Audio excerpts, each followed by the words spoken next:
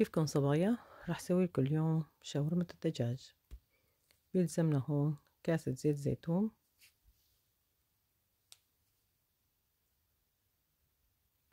عنا هون عصير الليمون كمان كاسة صغيرة طبعا، كاسة صغيرة عصير البرتقال.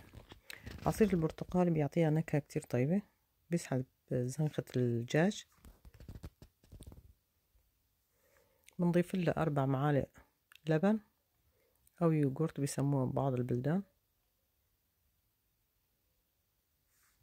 عنا البهارات عبارة عن فلفل أبيض، هيل، بودرة بصل، كزبرة، كمون، فلفل أحمر، جوزة الطيب، قرفة، كزبرة، فلفل أحمر،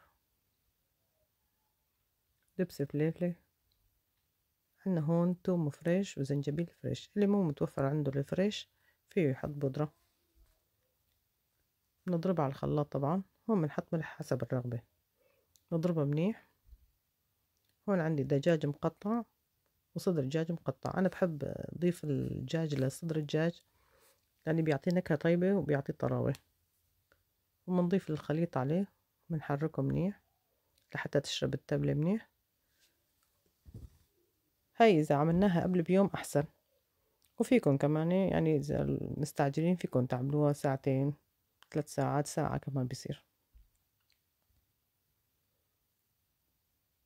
بنغطي عليهم ونخليه لحتى تتشرب التبلة منيح. بنحطها بصينية الفرن وبنحطها بالفرن.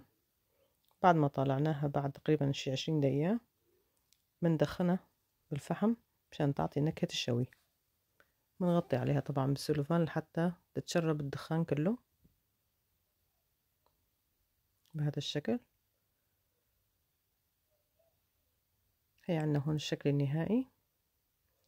بدنا نعمل هلا المايونيز. عنا تقريبا نص لتر حليب، كاسة نشا، بحركها على الغاز لحتى تجمد وتتماسك منيح.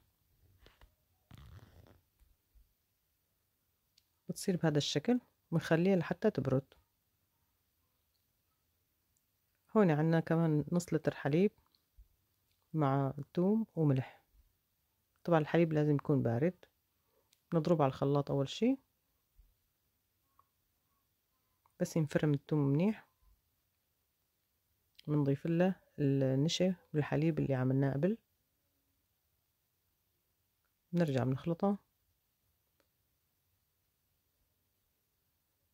وهون بنحط شوية ملح ليمون أو ليمون، وبنضيف له زيت المازولا شوي شوي، يعني لازم يكون مثل الخيط تقريبا.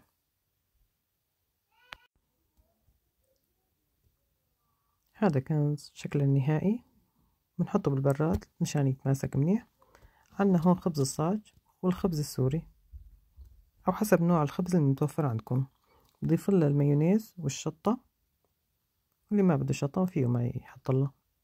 بنصف الدجاج الشاورما ومخلل ودبس الرمان بيعطي كتير نكهة طيبة. بنلفها لسندويشة. أنا هونيك حاطة طاوة على الغاز، بحط فيها شوية زيت وبكبسها بهذا الشكل مشان تتأمر منيح. هاي بعمل سندويشة تانية بهذا الشكل. أنا بنصحكم تسووه بالبيت، يعني أنظف وأحسن. بتعرفي شو حاطة عندي بالسندويشة مثلا، وكله شغل نظيف. بهذا الشكل بيطلع. بنقطعه وبنصفه بالصحن التقديم. وهذا الشكل النهائي. بيتقدم جنب البطاطا وخضار حسب ما بدكم انتو. أنا هون حاطة مخلل وبندورة وخيار ودبس الرمان ومايونيز. حط عليها دبس الرمان.